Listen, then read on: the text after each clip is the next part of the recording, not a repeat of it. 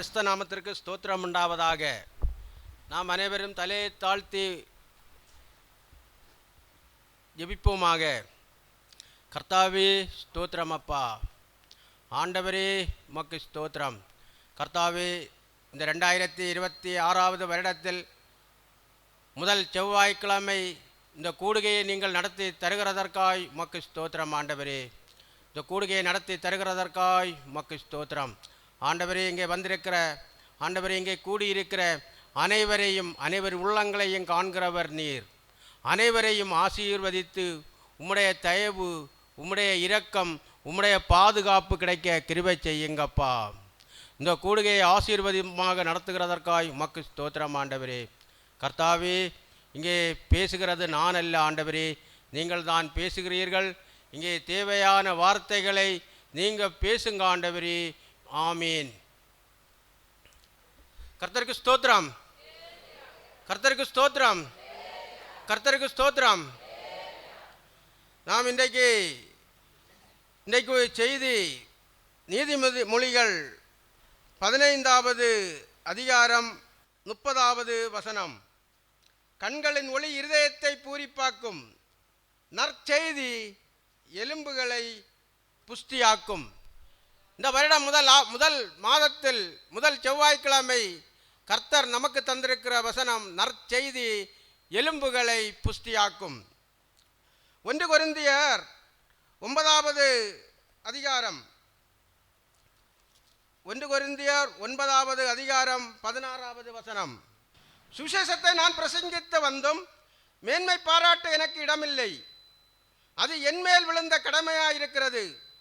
சுவிசேஷத்தை நான் பிரசங்கியாதிருந்தால் எனக்கு ஐயோ. பவுல் அப்போஸ்தலர் இப்படியாக சொல்லுகிறார், சுவிசேஷம் என்றால் நற்செய்தி. இந்த நற்செய்தியை நான் பிரசங்கியாதிருந்தால் எனக்கு ஐயோ. ஆண்டவராகிய இயேசு கிறிஸ்துவும் இந்த இடத்தில் நற்செய்தி பேசுவதற்காக என்னை எழுப்பியிருக்கிறார். இன்றைய தினம் உங்கள் முன் ஆண்டவர்தான் நற்செய்திகளை அறிவிக்க என்னை இங்கே கொண்டு வந்து உங்கள் முன்னாக நிறுத்தி இருக்கிறார். 2 ராஜாக்கள் 7வது அதிகாரம் 9வது வசனம்.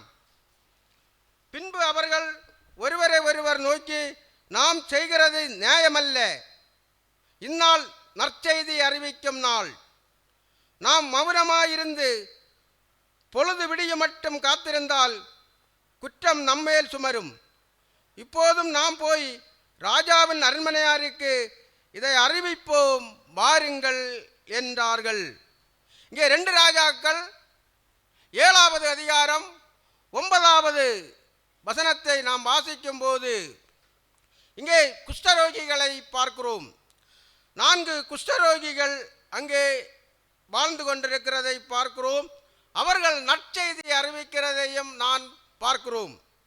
2 ராஜாக்கள் 6வது அதிகாரம் அதற்கு முன்பு 24 வசனத்தில், இதற்கு பின்பு சீரியாவின் ராஜாவாகிய பெனாதாத் தன் இராணுவத்தை எல்லாம் கூட்டிக் கொண்டு வந்து சமாரியாவை முற்றுகை போட்டான். இந்த சமாரியா தேசத்தை, இஸ்ரவேலின் தேசம் சமாரியா பட்டணம், அந்த சமாரியா பட்டணத்தை சீரியாவின் ராஜா பெனாதாத் முற்றுகை போடுகிறான். முற்றுகை போடும்போது அங்கே உணவு பஞ்சம் வருகிறது.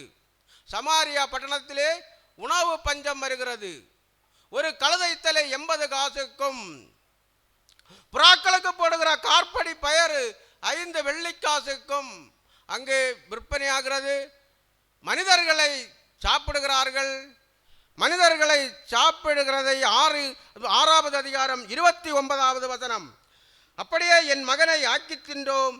மறுநாளிலே நான் இவளை நோக்கி, நாம் உன் மகனை தின்ன அவனை தா என்றேன். அவள் தன் மகனை ஒழித்து விட்டாள் என்றாள்.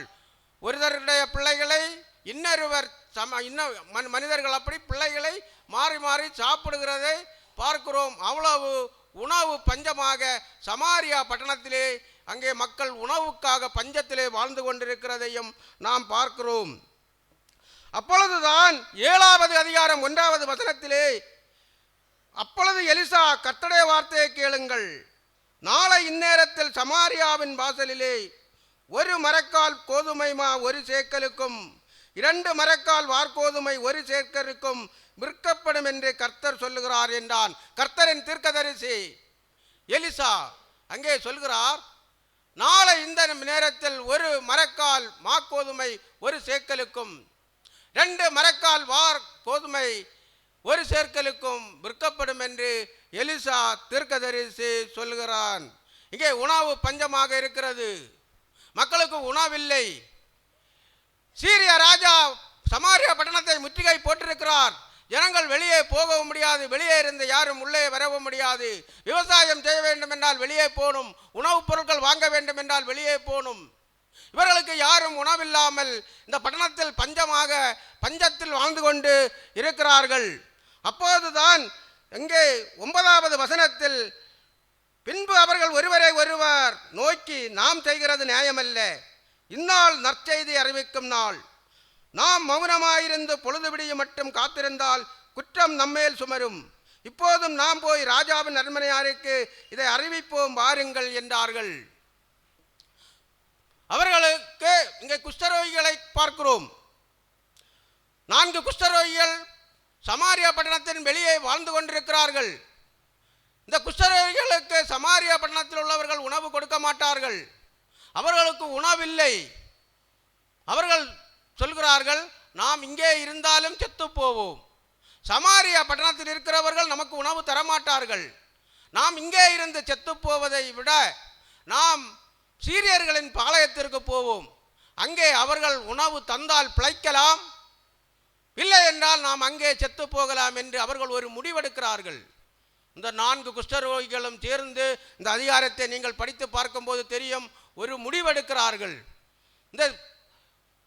இந்த குஷ்டரோகிகள் லேவியராகமம் பகுதியை நாம் படிக்கும்போது, லேவியராகமம் 13வது அதிகாரத்தில் இவ்வாறு சொல்லப்பட்டுள்ளது. லேவியராகமம் 13வது அதிகாரம் 45-46 வசனங்கள். அந்த வியாதி உண்டாயிருக்கிற குஷ்டரோகி வஸ்திரம் கிழிந்தவனாயும் தன் தலையை மூடாதவனாயும் இருந்து அவன் தன் தாடியை மூடிக்கொண்டு தீட்டு தீட்டு என்று சத்தமிட வேண்டும். அந்த வியாதி என்று சொன்னால் குஷ்டரோகம் பிடித்த வியாதி உள்ளவன் தலையை மூடக்கூடாது, வழியிலே போய் கொண்டிருந்தால் தீட்டு தீட்டு என்று சொல்லிக்கொண்டு போக வேண்டும். அந்த வியாதி அவனில் இருக்கும் நாள் வரைக்கும் தீட்டுள்ளவனாக எண்ணப்பட கடவன். அவன் தீட்டுள்ளவனே ஆகையால் அவன் தனியே குடியிருக்க வேண்டும். அவன் குடியிருப்பு பாளையத்துக்கு புறம்பே இருக்க கிடாவது. அப்படிதான் சமாரியா பட்டணத்தின் வெளியே அவர்கள் 4 பேரையும் ஒதுக்கி வைத்திருக்கிறார்கள். சமாரியா பட்டணத்து மக்கள் ஒதுக்கி வைக்கப்பட்ட மனிதர்கள் தான் இந்த 4 குஷ்டரோகிகளும். இவர்கள் பார்க்கிறார்கள், அந்த சீரியர்களின் பாளையத்திற்கு போவோம், அவர்கள் உணவு தந்தால் பிழைக்கலாம், அவர்கள் கொன்றால் கொல்லட்டுமே என்று துணிந்து போகிறார்கள். இவர்கள் அங்கே போகும்போது கர்த்தர் அங்கே இராணுவத்தின் இரைச்சலை கொண்டு வருகிறார். இராணுவத்தின் இரைச்சலையும் ரதங்களின் இரைச்சலையும் குதிரைகள் ஓடுகிற இரைச்சலையும் கர்த்தர் உண்டு பண்ணுகிறார். இதை சீரியர் படை தலைவர்கள் போர் வீரர்கள் எல்லாம் கேட்கிறார்கள். அவர்கள் அப்போது சொல்கிறார்கள், இஸ்ரவேலின் ராஜா ஏத்தியரையும் எகிப்தியரையும் கூலி கொடுத்து ரதங்கள் குதிரைகள் மூலம் யுத்தத்துக்கு வருகிறார்கள், நம்முடைய உயிர் பிழைத்தால் போதும் என்று அவர்கள் ஓட்டம் பிடிக்கிறார்கள். இந்த 4 குஷ்டரோகிகளும் அங்கே போகும்போது அங்கே ஒருவரும் இல்லை. பாளையத்தில் குதிரைகள், கழுதைகள், உணவுப் பொருட்கள், பொன் வெள்ளி துணிமணிகள் எல்லாம் அங்கே இருக்கிறது. அங்கே பாளையத்தில் யுத்த வீரர்கள், சீரியாவின் யுத்த வீரர்கள் எல்லாம் உயிர் பிழைத்தால் போதும் என்று எல்லாம் விட்டுவிட்டு ஓடிவிட்டார்கள். இதை இவர்கள் காண்கிறார்கள், உணவுகளை காண்கிறார்கள். இந்த குஷ்டரோகிகள் 4 பேரும் உணவுகளை எடுத்து அவர்கள் அவசியத்திற்கு ஒளித்து வைக்கிறார்கள். ஒளித்து பாதுகாப்பான இடத்தில் வைத்துவிட்டு அவர்கள் சாப்பிடுகிறார்கள். சாப்பிட்டு விட்டு தான் அவர்களுக்குள் பேசுகிறார்கள். இதை நாம் சமாரியா பட்டணத்திலே அறிவிக்க வேண்டும். சமாரியா பட்டணத்திலே அறிவிக்கவில்லை என்றால் இந்த குற்றம் நம்மேல் சுமரும்.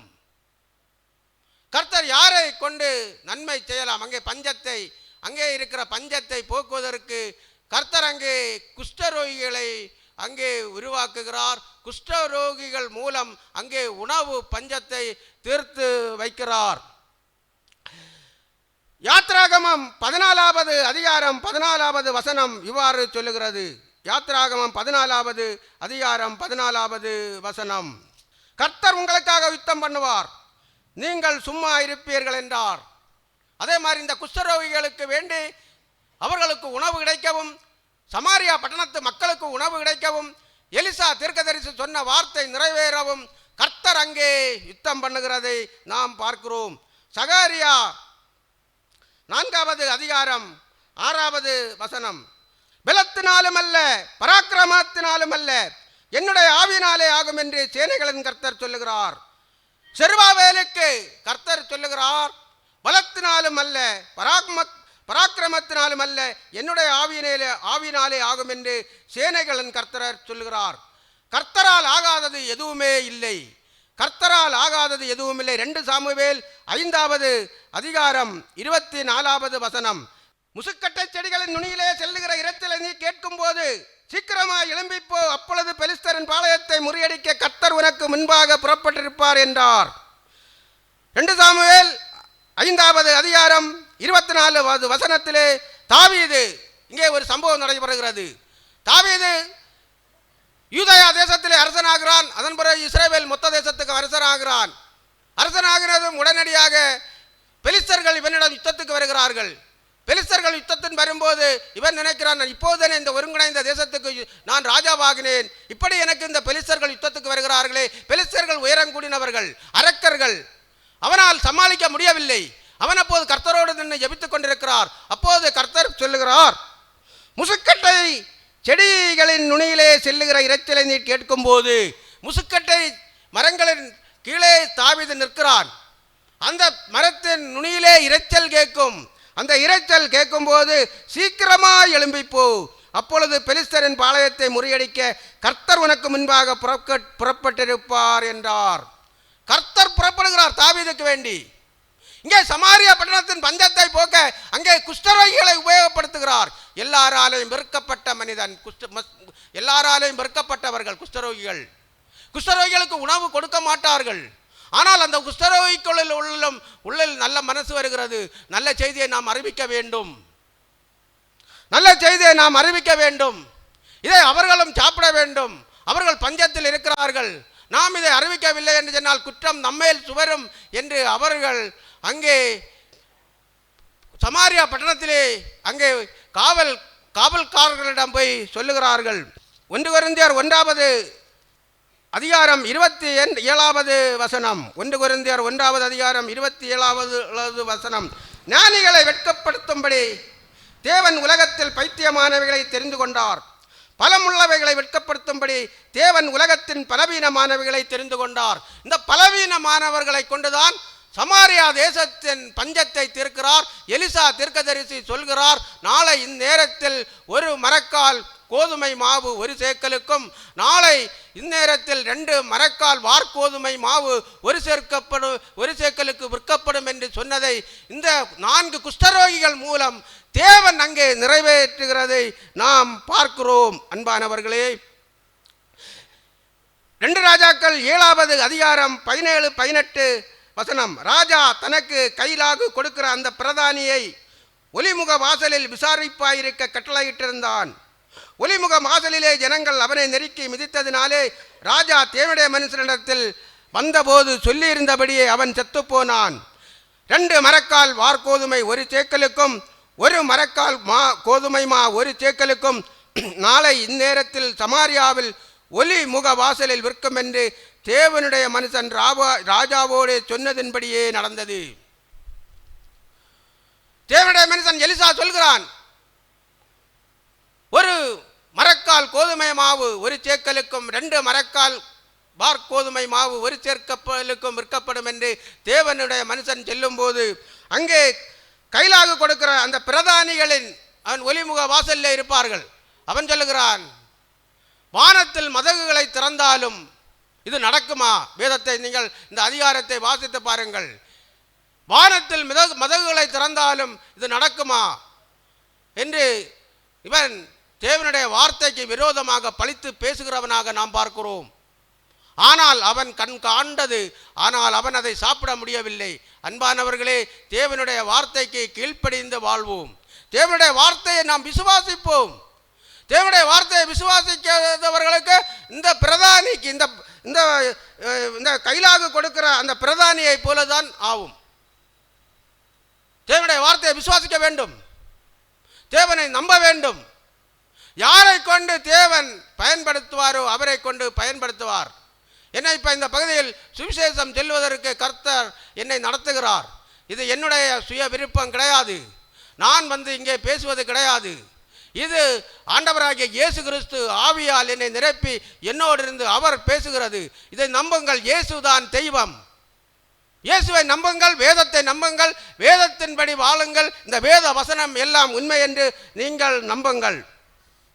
இனி ஒரு நற்செய்தியை நாம் பார்ப்போம். யாக்கோபு ஆதியாகமம் 45வது அதிகாரம் 26, 28 வசனம், 26 முதல் 28 வசனம். யோசேப்பு உயிரோடு இருக்கிறான், அவன் எகிப்து தேசத்துக்கெல்லாம் அதிபதியாக இருக்கிறான் என்று அவனுக்கு அறிவித்தார்கள். அவன் இருதயம் மூர்ச்சி அடைந்தது. அவன் அவர்களை நம்பவில்லை. அவர்கள் யோசேப்பு தங்களுடனே சொன்ன வார்த்தைகள் யாவையும் அவனுக்கு சொன்னபோதும் தன்னை ஏற்றிக்கொண்டு போகும்படி யோசேப்பு அனுப்பின வண்டிகளை அவன் கண்டபோதும் அவர்களுடைய தகப்பனாகிய யாக்கோவின் ஆவி உயிர்த்தது. அப்பொழுது இஸ்ரவேல், என் குமாரனாகிய யோசேப்பு இன்னும் உயிரோடு இருக்கிறானே, இது போதும், நான் மரணமுடையும் முன்னே போய் அவனை பார்ப்பேன் என்றான். நீதிமொழிகள் 13வது அதிகாரம் இவ்வாறாக சொல்கிறது. நீதிமொழிகள் 13வது அதிகாரம் 13-12. நெடுங்காலமாய் காத்திருக்குதல் இருதயத்தை இளைக்க பண்ணும், விரும்பினது வரும்போதோ ஜீவ விருட்சம் போல் இருக்கும். நெடுங்காலமாய் காத்திருக்குதல் இருதயத்தை இளைக்க பண்ணும். இங்கே யாக்கோவும் நெடுங்காலமாய் காத்து கொண்டிருக்கிற மனிதனாக, இருதயம் இளைத்த மனிதனாக நாம் பார்க்கிறோம். எசேக்கியேல் 37வது அதிகாரம் 5வது வசனம். கர்த்தராகிய ஆண்டவர் இந்த எலும்புகளை நோக்கி, இதோ நான் உங்களுக்குள் ஆவியை பிரவேசிக்க பண்ணுவேன், அப்பொழுது உயிர் அடைவீர்கள். கர்த்தராகிய ஆண்டவர் இந்த எலும்புகளை நோக்கி, இதோ நான் உங்களுக்குள் ஆவியை பிரவேசிக்க பண்ணுவேன், அப்பொழுது உயிர் அடைவீர்கள். இங்கே யாக்கோபும் இந்த நல்ல செய்தியை, யோசேப்பு எகிப்திலே இருக்கிறான், அவன் எகிப்து தேசத்துக்கெல்லாம் அதிபதியாக இருக்கிறான் என்று சொல்லி யாக்கோபின் 10 குமாரர்களும் இந்த யாக்கோபோடு பேசுகிறார்கள். அப்போதுதான் அவனுடைய ஆவி உயிர்த்தது என்று நாம் பார்க்கிறோம். ஆதியாகமம் 46வது அதிகாரத்தில் 27வது வசனத்தில் அவர்களுடைய தகப்பனாகிய யாக்கோபின் ஆவி உயிர்த்தது. அவன் தளர்ந்து சோர்ந்து போய் இருந்தவனுக்கு யோசேப்பு இறந்து போனான், யோசேப்பை இனி நாம் காண முடியாது என்று நினைத்து கொண்டிருந்த யாக்கோவுக்கு யோசேப்பு எகிப்திலே ஆளுகை செய்து கொண்டிருக்கிறான், எகிப்து தேசம் முழுவதையும் ஆளுகை செய்து கொண்டிருக்கிறான் என்று யாக்கோவின் 12 பிள்ளைகளும் செல்லும் போது அந்த நற்செய்தியை அவர் யாக்கோவு கேட்கும்போது அவனுடைய ஆவி உயிர்த்தது, அவனுடைய எலும்புகள் உயிர்த்தது. அவன் நல்ல ஒரு சந்தோஷமான வாழ்க்கை அவனுக்கு கிடைக்கிறது. இந்த யாக்கோவு 35வது ஆதியாகமம் 35வது அதிகாரத்திலே பெத்தேலிலிருந்து எப்பிராத்தாவுக்கு வருகிற வழியிலே அவன் நேசித்த மனைவி ராகேல் இறந்து போகிறாள். பென்யாமீன் பிறக்கும்போது ராகேலுக்கு 2வது பிள்ளை பென்யாமீன் பிறக்கும்போது ராகேல் இறந்து போகிறாள். அங்கே எப்பிராத்தாவுக்கு வருகிற வழியிலே அவனை யாக்கோவு அவளை அடக்கம் பண்ணுகிறான். அதன் பிறகு ஆதியாகமம் 37வது அதிகாரத்தை நாம் படிக்கும்போது யோசேப்பை யாக்கோவு நேசித்து நல்ல நேசமாக வளர்த்துகிறான். யோசேப்போடு செல்லமாக இருக்கிறான் இந்த யாக்கோவு. ஆதியாகமம் 37வது அதிகாரம் 31 முதல் 34 வரை வாசிக்கிறேன். அவர்கள் யோசேப்பின் அங்கியை எடுத்து ஒரு வெள்ளாட்டு கடாவை அடித்து அந்த அங்கியை இரத்தத்திலே தோய்த்து பல வர்ணமான அந்த அங்கியை தங்கள் தகப்பனிடத்திற்கு அனுப்பி, இதை நாங்கள் கண்டெடுத்தோம், இது உம்முடைய குமாரன் அங்கியோ அல்லவோ பாரும் என்று சொல்ல சொன்னார்கள். யாக்கோபு அதைக் கண்டு, இது என் குமாரனுடைய அங்கிதான், ஒரு துஷ்ட மிருகம் அவனை பட்சித்து போட்டது, யோசேப்பு பீரண்டு போனான் என்று புலம்பி தன் வஸ்திரங்களை கிழித்து தன் அறையில் இரட்டு கட்டிக்கொண்டு அநேக நாள் தன் குமாரனுக்காக துக்கித்து கொண்டிருந்தான். தன்னுடைய செல்ல மனைவி ராகேல் இறந்து போகிறாள், அவன் நேசித்த யோசேப்பும் இறந்து போகிறான் என்ற செய்தியை கேட்டு அவன் துக்கித்தவனாக இங்கே யாக்கோபு வாழ்ந்து கொண்டிருக்கிறான். ஆதியாகமம் 45வது அதிகாரம் 26 முதல் 28 ஒரு தடவை கூட நான் வாசிக்கிறேன். 45வது அதிகாரம். யோசேப்பு உயிரோடு இருக்கிறான், அவன் எகிப்து தேசத்துக்கெல்லாம் அதிபதியாக இருக்கிறான் என்று அவனுக்கு அறிவித்தார்கள், யாக்கோவுக்கு அறிவித்தார்கள். அவன் இருதயம் மூர்த்தி அடைந்தது, அவன் அவர்களை நம்பவில்லை. அவர்கள் யோசேப்பு தங்களுடைய சொன்ன வார்த்தைகள் யாவையும் அவனுக்கு சொன்னபோதும் தன்னை ஏற்றிக்கொண்டு போகும்படி யோசேப்பு அனுப்பின வண்டிகளை அவன் கண்டபோது அவர்களுடைய தகப்பனாகிய யாக்கோவின் ஆவி உயர்த்தது. எகிப்து தேசத்து வண்டிகளை கொடுத்து அனுப்புகிறான் யோசேப்பு. உலகம் முழுவதும் ஒரு பஞ்சம் வருகிறது. பஞ்சம் வரும்போது கானான் தேசத்திலே இருக்கிறார்கள் யாக்கோவும் குமாரர்களும். 10 குமாரர்களை பென்யமீனை தன்னிடம் வைத்துக்கொண்டு 10 குமாரர்களை எகிப்திலே தானியம் உண்டென்று கேள்விப்பட்டு அங்கே அனுப்புகிறான் யாக்கோவு. அங்கே தானியம் வாங்கி வரும்போது சிமியோனை பிடித்து வைத்துவிட்டு, இனி பென்யமீனை நீங்கள் கொண்டு வந்தால்தான் சிமியோனை அனுப்புவேன் என்று யோசேப்பு பிடித்து வைத்துக்கொண்டு இவர்கள் 10 பேருக்கும் உணவு தானியங்களை, சிமியோனை பிடித்து வைத்துக்கொண்டு உணவு தானியங்களை கொடுத்து அனுப்புகிறான். இங்கே தகப்பனார் வேதனைப்படுகிறார். பென்யமீனை கொண்டு போனால்தான் சிமியோனை விடுவான் என்று அங்கே எகிப்தின் அதிபதியாக இருக்கிறவன் சொல்கிறான். இவர்களுக்கு யோசேப்பு என்று தெரியாது, இவர்களுடைய சகோதரன் என்று தெரியாது. ஆனால் யோசேப்புக்கு தெரியும் இவர்கள் என்னுடைய சகோதரர்கள் என்று. இங்கே வந்து யாக்கோபு சொல்கிறான், பென்யமீனை நாம் அனுப்ப மாட்டேன் என்று. இங்கே உணவுப் பொருட்கள் எல்லாம் தீர்கிறது, பஞ்சம் வறுமையாக இருக்கிறது. அப்போ யூதாவும் ரூபனுமாக யாக்கோபினிடத்தில் பேசி பென்யமீனை கொண்டு போகிறார்கள். அதன் பிறகுதான் யோசேப்பு சொல்கிறான், நான் உங்கள் சகோதரன், என் அப்பா நலமாக இருக்கிறாரா என்று கேட்டு அவர்களையும் கொண்டு இங்கே வாருங்கள், உங்களுக்கு இங்கே தாங்கள் தங்குவதற்கு கோசேன் நாட்டை தருவோம் என்று சொல்லிதான் வண்டிகளை கொடுத்து அனுப்புகிறான். இந்த வண்டிகளை யாக்கோவு பார்க்கும்போது தான் அவன் நம்புகிறான். யாக்கோவு வண்டிகளை பார்த்து, எகிப்து ஒரு பெரிய வல்லரசான நாடு, பெரிய ஒரு தேசம். அன்றைய தினம் அவர்களிடத்தில் அன்றைய காலகட்டத்தில் உள்ள வாகனங்கள் இருந்தது, ரதம் போலத்த வாகனங்கள் இருந்தது. இந்த ரதங்கள் வாகனங்களை கண்டதும் யாக்கோவின் உயிர் அப்படியே உயிர் வந்து ஆவி உயிர்த்தது. அவனுடைய எலும்புகளுக்குள்ள ஆவி உயர்த்து அவன் இந்த நற்செய்தியை கேட்டும் கண்டும் அவன் சந்தோஷப்படுகிறதை நாம் இந்த பகுதியில் நாம் பார்க்கிறோம். ஏசாயா 40வது அதிகாரம் 29வது வசனம்.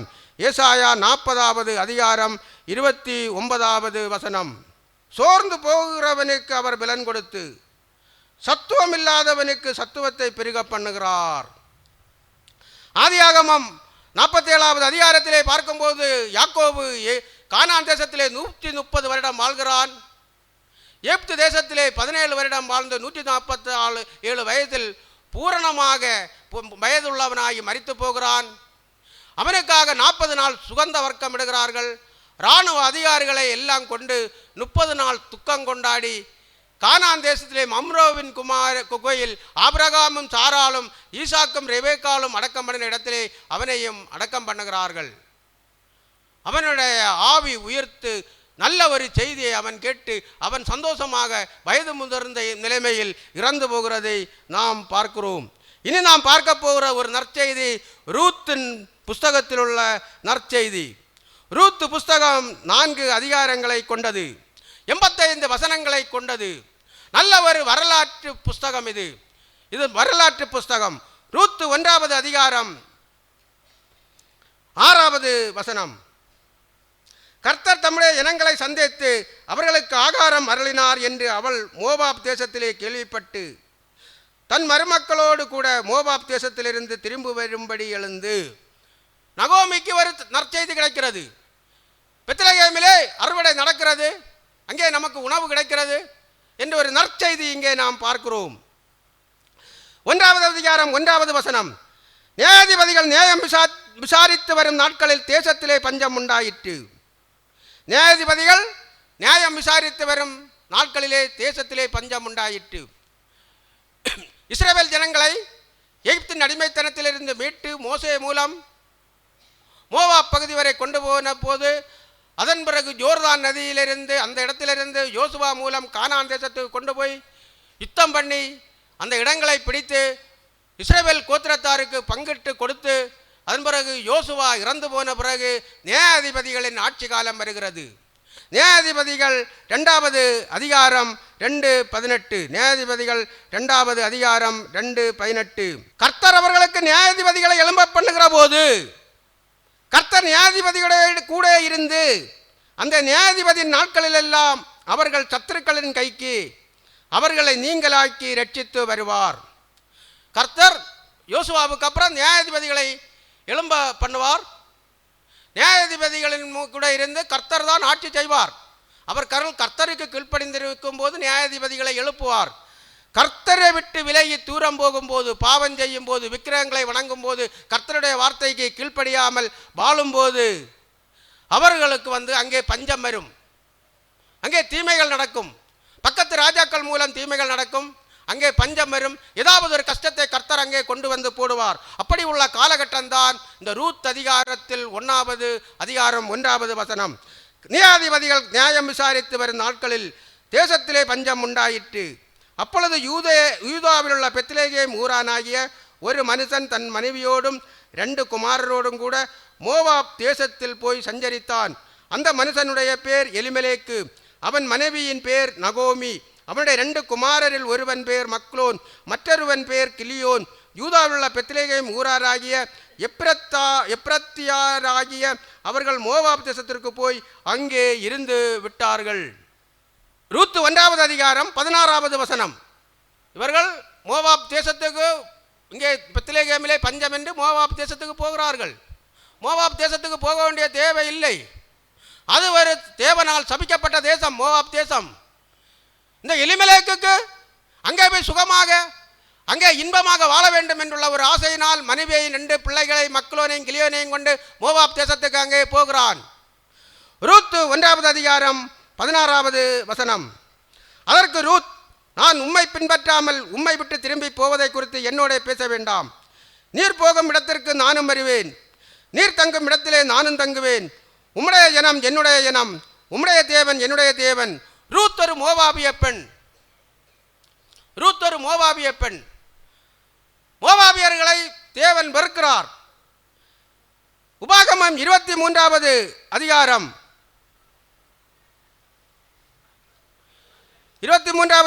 3வது வசனம். அம்மோனியனும் மோவாபியனும் கர்த்தருடைய சபைக்கு உட்படலாகாது, 10ஆம் தலைமுறையிலும் என்றைக்கும் அவர்கள் கர்த்தருடைய சபைக்கு உட்படலாகாது. அம்மோனியனும் மோவாபியனும் கர்த்தருடைய சபைக்கு உட்படலாகாது, 10ஆம் தலைமுறையிலும் என்றைக்கும் அவர்கள் கர்த்தருடைய சபைக்கு உட்படலாகாது. 10ஆம் தலைமுறையானாலும் கர்த்தருடைய சபைக்கு அவர்கள் வரக்கூடாது என்று சொல்லி கர்த்தர் அவர்களை சபிக்கிறார். ஆபிரகாமின் சகோதரன் லோத்துவின் மகள்கள் மூலம் பிறந்ததுதான் இந்த மோவாப் சந்ததி. ஆபிரகாமுக்கும் லோத்துவுக்கும் ஒரு சம்பவம் நடைபெறுகிறது. வேலைக்காரர்கள் மூலம் பிரச்சனை வருகிறது. ஆபிரகாம் சொல்கிறார், உனக்கு எங்கே வேணுமோ, எந்த பகுதி வேணுமோ நீ போ என்று. அப்போது லோத்து சோதோம் கொமோரா பட்டணத்தை நோக்கி போகிறான். அந்த பட்டணம் அன்றைய காலகட்டத்தில் ஏதேன் தோட்டத்தை போல அழகான நல்ல தானியங்கள் விளைகிறதும் நல்ல நீர்ப்பாய்ச்சலான தோட்டமுமாக அந்த இடங்கள் சோதோம் கொமோரா பட்டணங்கள் இருந்தது. இதை லோத்து காண்கிறான்.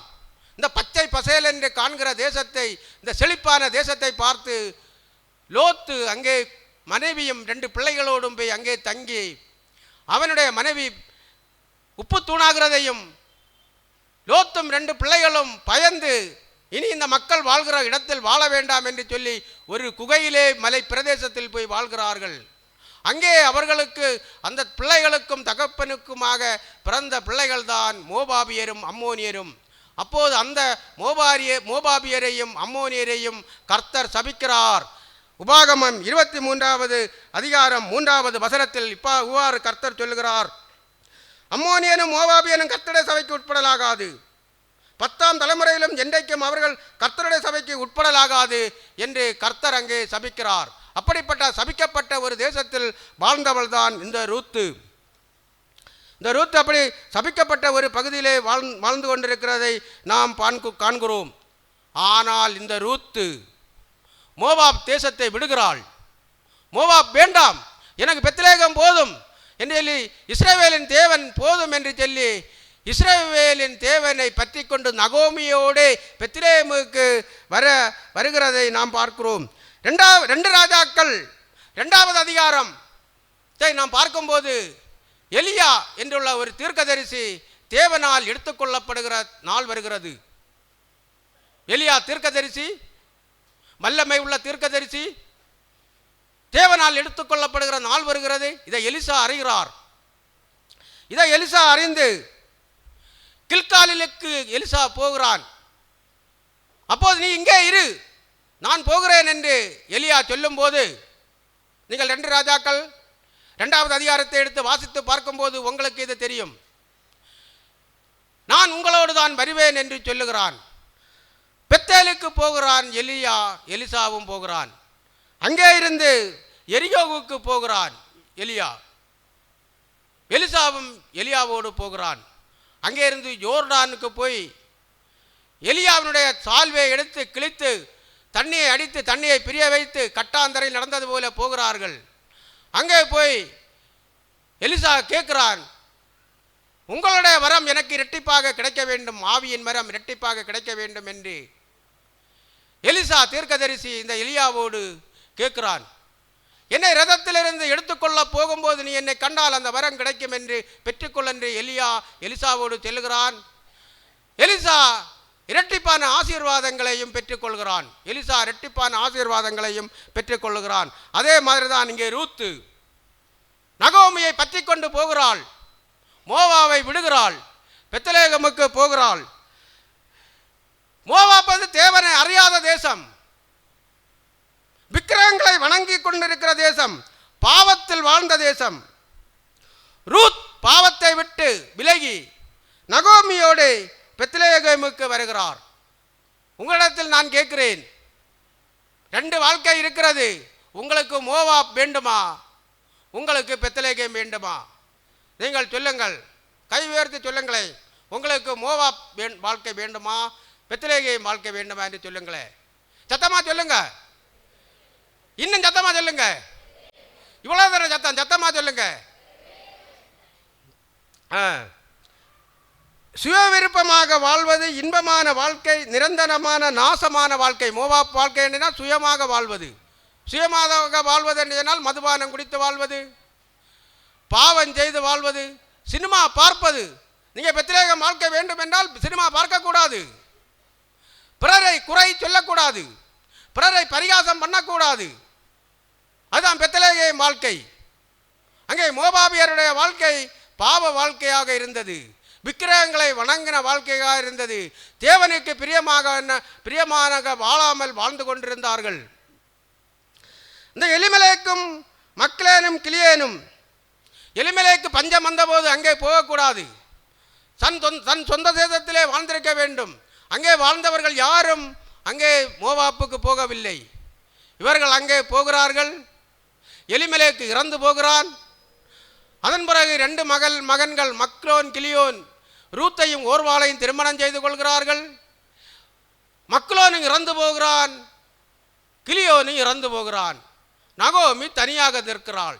இந்த பாவமான தேசத்துக்கு போனதனால் அங்கே லோத்து சோதோம் கொமாரா கண்ணுக்கு நீர்வளம் பொருந்திய தேசத்தில் போனது அங்கே மனைவியை இழந்து அவனுக்கு வாழ்க்கை நாசமானது போல இங்கே இவர்கள் குடும்பமாக போய் கணவனும் பிள்ளைகளையும் இழந்து நகோமி தனித்தவளாக நிற்கிறாள்.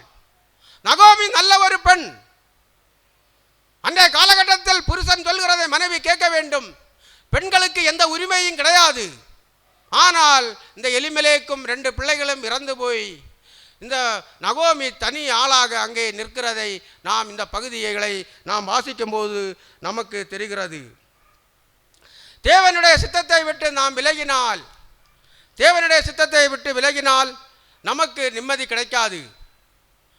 சினிமா பார்க்கும்போது தான் நிம்மதி. சினிமாவை பார்த்து நாம் அதுபோல வாழ வேண்டும் என்று நினைப்போம். அந்த வாழ்க்கை நல்ல வாழ்க்கையாக இருக்கிறது, நம்மளால் இதே மாதிரி வாழ முடியவில்லையே என்று நாம் பல தவறுகளை செய்வோம். அங்கே தான் நமக்கு கஷ்டம் துக்கம் தொடங்குகிறது. நாம் மதுபானம் நிம்மதியிலே என்று மதுபானம் குடிப்போம். மதுபானம் குடித்து அந்த போதை தெளிந்து வந்தபோதுதான் பின்னும் நமக்கு கஷ்டங்கள் கூடும், நமக்கு பிரச்சனைகள் கூடும், நம் சமாதானமின்றி நாம் தவிப்போம். கொஞ்சம் மதுபானம் குடிப்போம், நமக்கு நிம்மதியாக இருக்கலாம் என்று நினைப்போம். அதனால் எந்த நிம்மதி நமக்கு கிடைக்காது, அதனால் நமக்கு எந்த இன்பமும் கிடைக்காது. அந்த போதை இருக்கிற வரைக்கும் தான், போதை விலகினதும் நாம் கஷ்டத்துக்குள்ளாவோம். அது மோவாபியருடைய வாழ்க்கை. அந்த மோவாபின் வாழ்க்கையை விட்டு நம் பெத்லகேம் வாழ்க்கைக்கு நேராக நாம் திரும்ப வேண்டும். பெத்லகேம் என்று சொன்னால் அப்பத்தின் வீடு. பெத்லகேமுக்கு வருகும்போது நாம் மனம் திரும்பு, நாம் தேவனுடைய பிரசன்னம் கிடைக்கும். மீட்பு ஆரம்பிக்கும் இடம், மீட்பர் பிறந்த இடம், இயேசு பிறந்த இடம் பெத்லகேம். பெத்லகேமுக்கு நேராக நாம் திரும்பும் போது நமக்கு மீட்பு கிடைக்கும். மீட்பு கிடைக்கும் போது நம்முடைய உள்ளம் மகிழ்ச்சியாகும். மீட்பர் நம்மளை மீட்பார், நமக்கு நன்மைகளை செய்வார், இதில் எந்த சந்தேகமும் இல்லை. ரூத் 1வது அதிகாரம் 16வது வசனம். அதற்கு ரூத், நான் உம்மை பின்பற்றாமல் உம்மை விட்டு திரும்பி போவதை குறித்து என்னோடு பேச வேண்டாம். நீர் போகும் இடத்திற்கு நானும் வருவேன், நீர் தங்கும் இடத்திலே நானும் தங்குவேன். உம்முடைய ஜனம் என்னுடைய ஜனம், உம்முடைய தேவன் என்னுடைய தேவன். நீர் மரணமடையும் இடத்தில் நானும் மரணமடைந்து அங்கே அடக்கம் பண்ணப்படுவேன். மரணமே அல்லாமல் வேறொன்றும் உம்மை விட்டு என்னை பிரித்தால் கர்த்தர் அதற்கு சரியாகவும் அதற்கு அதிகமாகவும் எனக்கு செய்ய கடவுது என்றாள். அவள் மோவாபை விடுகிறாள், மோவாபின் தேவனை விடுகிறாள். இஸ்ரவேலின் தேவனை இந்த ரூத்து பற்றி கொள்ளுகிறாள். ரூத்து ஒரு விதவை, பரதேசி, கவனிக்க யாருமே அவளுக்கு கிடையாது. பெத்லகேமுக்கு வரும்போது அவள் ஒரு விதவையாக, ஒரு பரதேசியாக, அவளை கவனிக்க யாரும் கிடையாது. நகோமிக்கு இருந்த சொத்துக்கள் எல்லாம் போனது. அன்றைய காலகட்டத்தில் சொத்துக்கள் எல்லாம் ஆண்களுக்குத்தான் இருக்கும். எலிமெலேக்கின் சொத்துகள், எலிமெலேக்கு இறந்து போனால் அதன் மனைவிக்கு வராது. அந்த சொத்து அப்படி அவன் உறவின் முறையான சகோதரர்களுக்கு போய் சேரும். ஆட்டோமேட்டிக்கலாக அந்த சொத்துக்கள் போய் சேரும். அதுதான் அன்றைக்கு கடவுள் கொடுத்த கட்டளை. ரூத்து 2வது அதிகாரம் 1வது வசனம். நகோமிக்கு அவளுடைய புருஷனாகிய எலிமெலேக்கின் உறவின் முறையில் போவாஸ் என்னும் பேருள்ள மிகுந்த ஆஸ்திக்காரனாகிய இனத்தான் ஒருவன் இருந்தான். நகோமிக்கு, ரூத்தின் மாமியார் நகோமி, அவளுடைய புருஷனாகிய எலிமெலேக், நகோமியின் புருஷன், எலிமெலேக்கின் உறவின் முறையில் போவாஸ் என்னும் பேருள்ள மிகுந்த ஆஸ்திக்காரனாகிய இனத்தான் ஒருவன் இருந்தான். மிகுந்த ஆஸ்திக்காரன் என்று சொன்னால் அந்த பகுதியிலே அதிகமான ஆஸ்திகள் இருக்கிற ஒரு மனிதன் போவாஸ் இருக்கிறான். அவன் தேவ பக்தி உள்ளவன். இந்த போவாஸ் எப்படிப்பட்டவன்? தேவ பக்தி உள்ளவன். வெறும் பணம் மட்டும் இருந்தால் போதாது, அந்த பணம் இருக்கிறவர்களிடத்தில் தேவ பக்தி இருக்க வேண்டும். நீதிமானாக அவனை நாம் பார்க்கிறோம். போவாஸ் ஒரு நீதிமானாக தேவ பக்தி உள்ளவனாக நாம் காண்கிறோம். ரூத் 2வது அதிகாரம் 8வது வசனம் முதல் வாசிக்கிறேன். அப்பொழுது போவாஸ் ரூத்தை பார்த்து, மகளே கேள், பொறுக்கிக் கொள்ள வேறே வயலில் போகாமலும் இவ்விடத்தை விட்டு போகாமலும் இங்கே என் ஊழியக்கார பெண்களோடு கூடவே இரு. ரூத்து அறுவடை செய்கிறார். அறுவடை நடக்கிறது. அறுவடை செய்கிற இடத்தில் அங்கே நெல் மணிகளை, கோதுமை மணிகளை பொறுக்கிக் கொள்வதற்காக ரூத்து போகிறதை நாம் பார்க்கிறோம். லேவியராகமம் 19வது அதிகாரம், லேவியராகமம் 19வது அதிகாரம் 9-10 வசனங்கள். லேவியராகமம் 19வது அதிகாரம் 9-10 வசனங்கள். நீங்கள் தேசத்தின் பயிரை அறுக்கும்போது உன் வயலின் ஓரத்தில் இருக்கிறதை தீர அறுக்காமலும் சிந்தி கிடக்கிற கதிர்களை பொறுக்காமலும், அங்கே கர்த்தர் அவர்களுக்கு சொல்லிக் கொடுக்கிறார். இஸ்ரவேல் ஜனங்களுக்கு எகிப்தின் அடிமைத்தனத்திலிருந்து வரும்போது மோசையோடு பேசி கற்றுக் கொடுத்தது தான் இந்த லேவியராம பகுதி.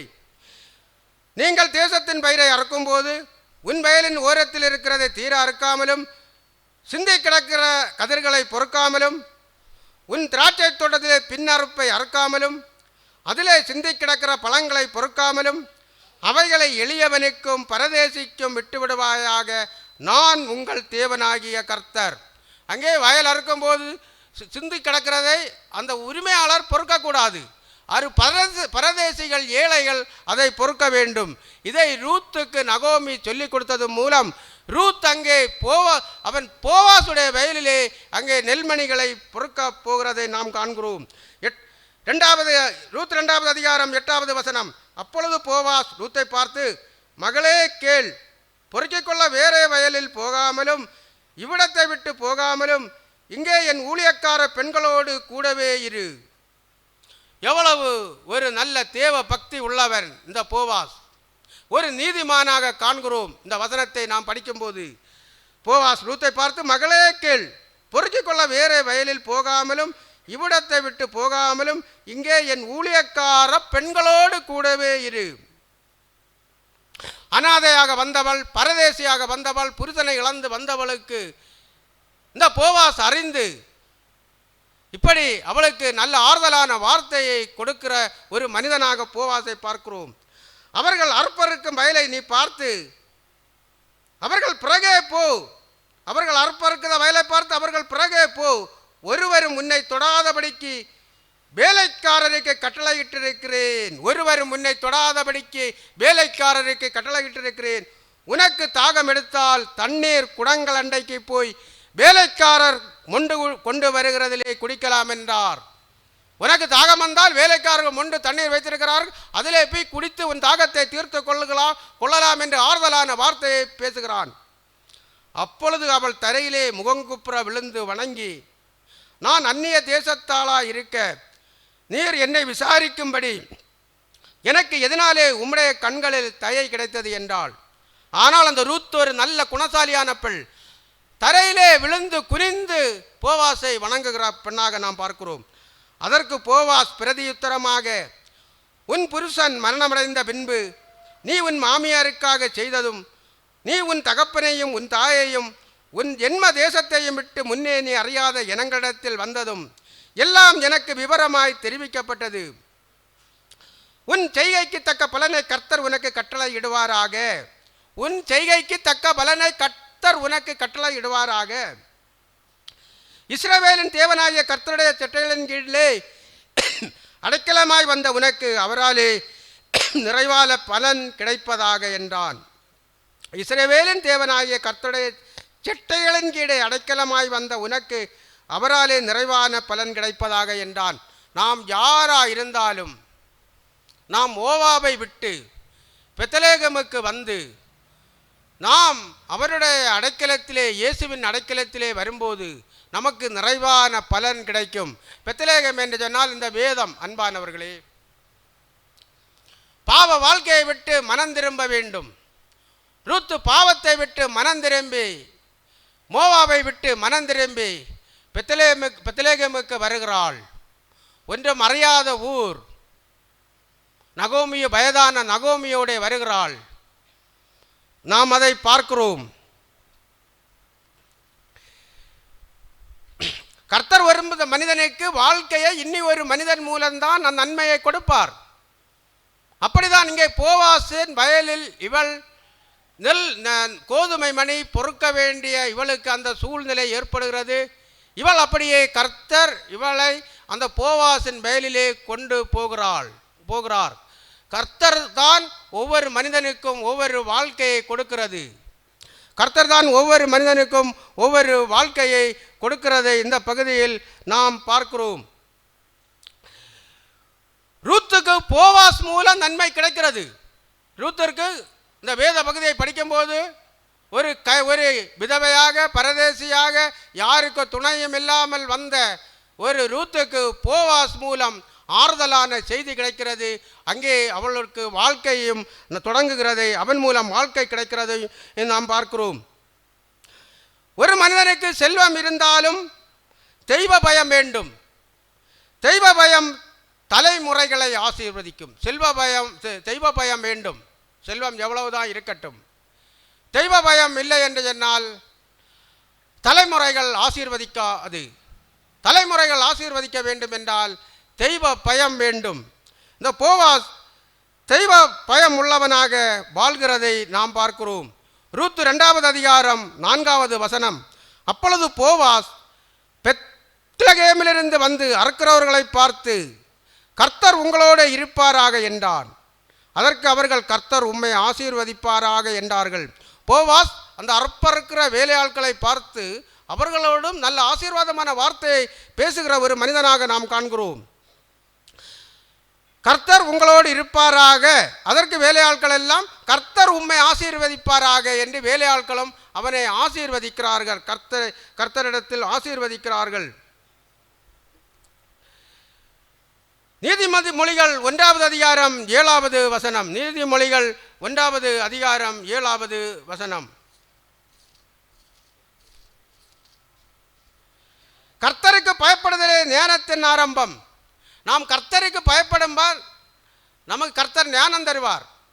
நீ இந்த வழியாக போ, இந்த தொழிலை பண்ணு, இந்த வழியாக போ, இந்த காரியத்தை பண்ணென்று கர்த்தர் நமக்கு ஞானத்தை தருவார். கர்த்தருக்கு பயப்பட்டு கர்த்தருக்கு பிரியமாக நாம் வாழுவோம். கர்த்தருக்கு பயப்படுகிறவர்கள் தான் கர்த்தருக்கு பிரியமாக நாம் வாழ்வோம்.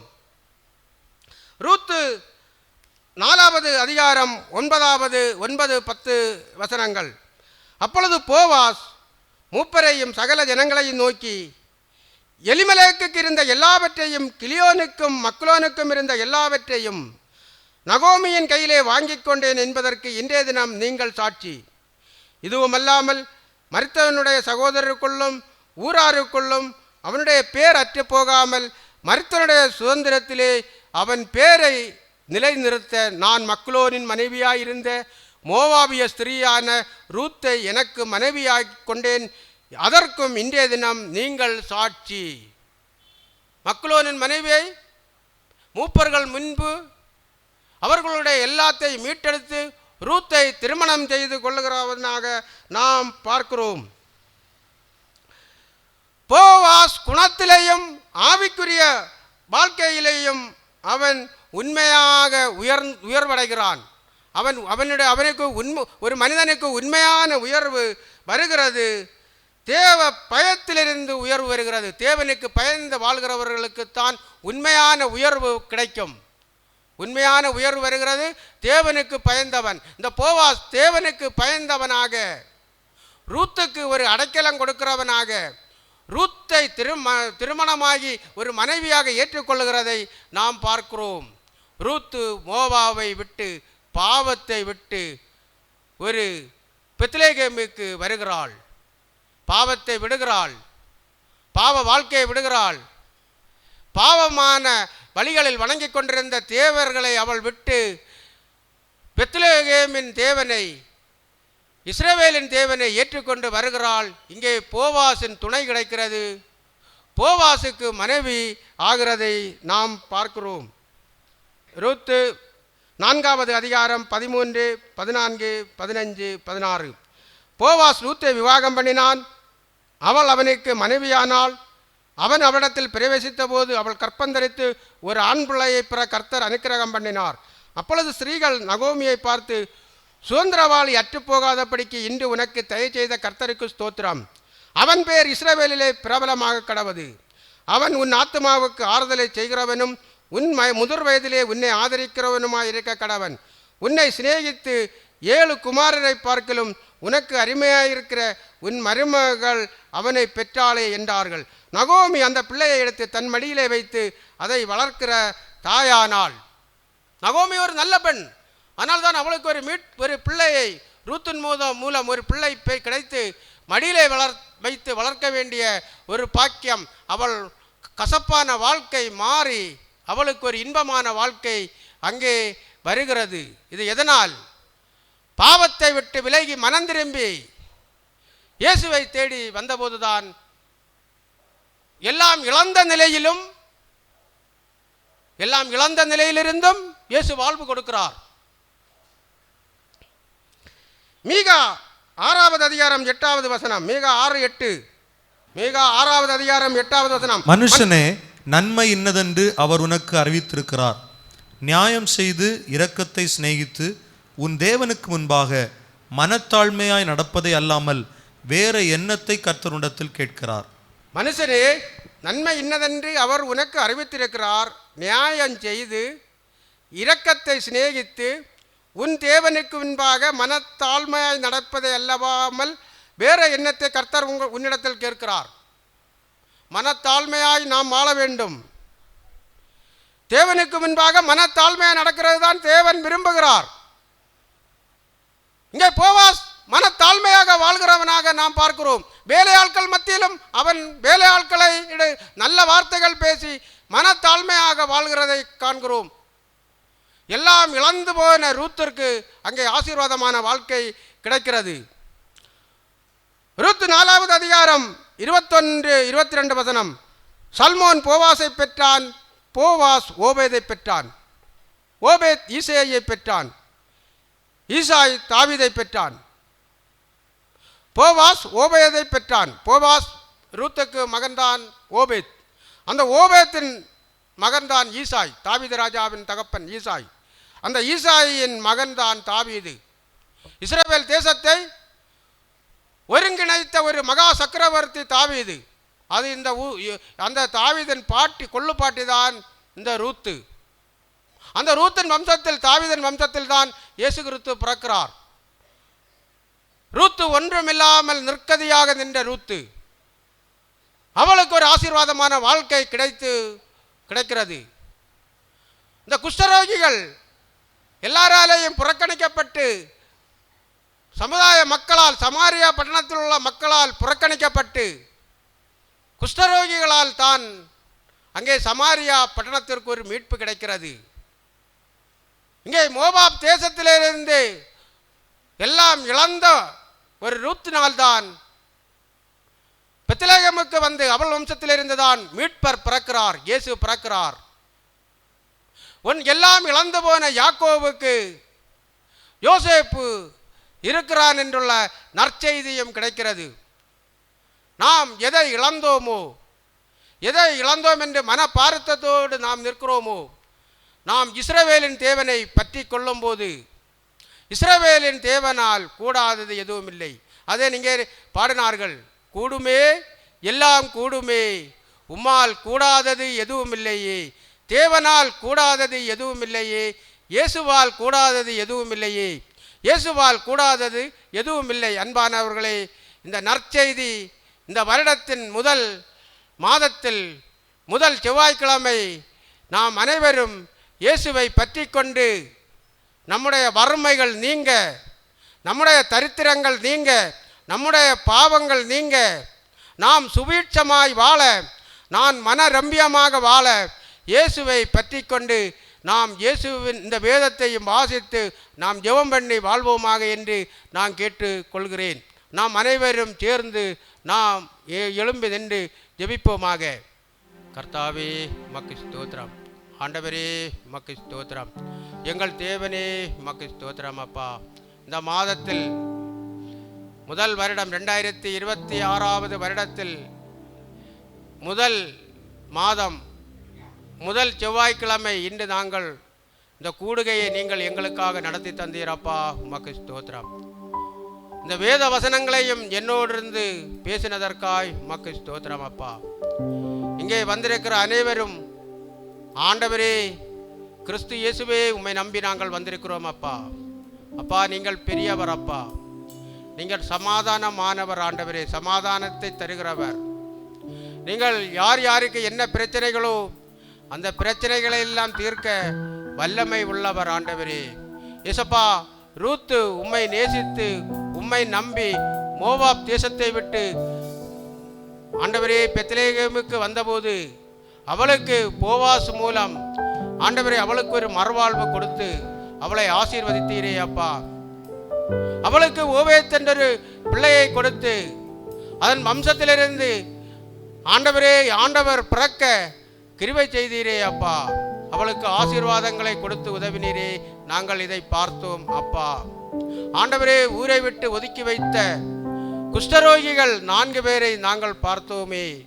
இந்த குஷ்டரோகிகள் ஆண்டவரே உணவில்லாமல் வாடிக்கொண்டு ஆண்டவரே சாவ வேண்டிய தருணத்தில் இருக்கிறார்கள். சமாரியா பட்டணத்தில் வாழ்ந்து கொண்டிருந்தவர்களும் உணவில்லாமல் அங்கே வறுமையை நோக்கி பஞ்சத்தை நோக்கி பிள்ளைகளை சமைத்து சாப்பிடுகிறவர்களாக வறுமையாக வாழ்ந்து கொண்டிருக்கிறதையும் நாங்கள் பார்த்தோம்.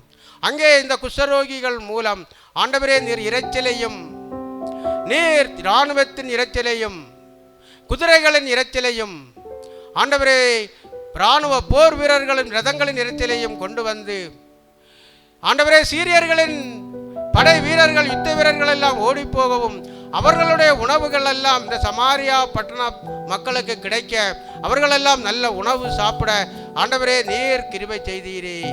பஞ்சத்தை இந்த குஷ்டரோகிகள் மூலம் நீர் அவர்களுக்கு நீக்கி ஆண்டவரே நல்ல ஒரு சமாதானமான வாழ்க்கையை கொடுத்து நல்ல முறையில் சாப்பிட உணவு கொடுத்து அவர்களை ஆசீர்வதித்து பஞ்சத்தை போக்கின ஆண்டவரே அப்பா, நீர் எவ்வளவு வல்லவர், நீர் எவ்வளவு அதிசயமானவர், நீர் எவ்வளவு அற்புதமானவர். இது உம்மால் தவிர வேறே யாராலும் கூடாது ஆண்டவரே. நீர் எங்களுக்கு போதும் ஆண்டவரே. ஏசப்பா, நீர் எங்களுக்கு போதும் ஆண்டவரே. யோசேப்பு எகிப்திலே ஆண்டவரே அதிபதியாக இருக்கிறான் என்று யாக்கோபு கேள்விப்பட ஆண்டவரே யாக்கோவின் மகன்கள் மூலம் கேள்விப்பட ஆண்டவரே யாக்கோவின் உயிர் ஆண்டவரே அவனுக்குள் இருந்த ஆவி உயிர்த்தது போல ஆண்டவரே நாங்களும் உம்மை நம்பி ஆண்டவரே அப்பா வந்திருக்கிறோம் ஆண்டவரே. நாங்கள் வெறும் எலும்புகளாக வந்திருக்கிறோம் அப்பா. நாங்கள் வெறும் எலும்புகளாக வந்திருக்கிறோம் அப்பா. நாங்கள் வறுமையில் வந்திருக்கிறோம் அப்பா. இயேசுவே, இந்த கூட்டத்தை நீங்கள் ஆசீர்வதித்து இங்கே வந்திருக்கிற எல்லா தேவ ஜனங்களுக்கும் ஆண்டவரே அப்பா ஜீவன் ஆண்டவரே ஆத்ம ரட்சிப்பு கிடைக்க ஆண்டவரே மனம் திரும்பி உம்மை ஏற்றுக்கொள்ள ஆண்டவரே எல்லாரும் ஆசீர்வாதமாக வாழ எங்களுக்கு நன்மைகளை தந்து உதவுங்க ஆண்டவரே. கர்த்தாவே, ஒவ்வொரு குடும்பத்தையும் ஆசீர்வதிங்க, ஒவ்வொரு மனிதர்களையும் ஆசீர்வதிங்க. இங்கே வந்திருக்கிறவர் யாரும் வெக்கப்பட்டு போகாமல் இருக்க கிருபை செய்யுங்க. அவர்களுடைய எண்ணங்கள் எல்லாம் ஆண்டவரே நடந்து எல்லாரும் சமாதானமாக ஆசீர்வாதமாக வாழ கிருபை செய்யுங்கப்பா. எல்லா தொழில்களையும் ஆசீர்வதிங்கப்பா. யார் யார் என்ன தொழில்கள் செய்கிறார்களோ அவர்கள் தொழில்களை ஆசீர்வதிங்க. அவர்கள் பிள்ளைகளின் படிப்புகளை ஆசீர்வதிங்க. பிள்ளைகள் ஆண்டவரே தலைமுறைகள் ஆசீர்வதிக்க கிருபை செய்யுங்கப்பா. ஆண்டவரே, எல்லா வீட்டுகளிலும் பஞ்சங்கள் விலகி ஆண்டவரே ஆசீர்வாதமாக வாழ கிருபை செய்யுங்கப்பா. ஆசீர்வாதத்தை கொடுங்கப்பா, பஞ்சங்களை விலக்குங்கப்பா, ஆசீர்வாதத்தை கொடுங்கப்பா, நல்ல உணவுகளை கொடுங்கப்பா, சுகம் கொடுங்கப்பா, பலன் கொடுங்கப்பா. வேலை செய்கிற உழைப்பின் வருமானங்கள் எல்லாம் தங்க கிருபை செய்யுங்கப்பா. வீண் செலவுகள் வராமல் இருக்க கிருபை செய்யுங்கப்பா. ஆண்டவரே, எல்லாரும் உம்மை நம்பி வந்திருக்கிறார்கள் ஆண்டவரே. யாரும் வெக்கப்பட்டு போகாமல் இருக்க நன்மைகளை செய்து உதவுங்கப்பா. இயேசுவே, எல்லோரும் பத்திரமாக வீடுகளுக்கு போய் சேரவும் அடுத்த மாதமும் இந்த கூடுகை பிப்ரவரி 3ஆம் தேதி நல்ல முறையில் இங்கே நடக்கவும் அடியேனுக்கும் நல்ல செய்தி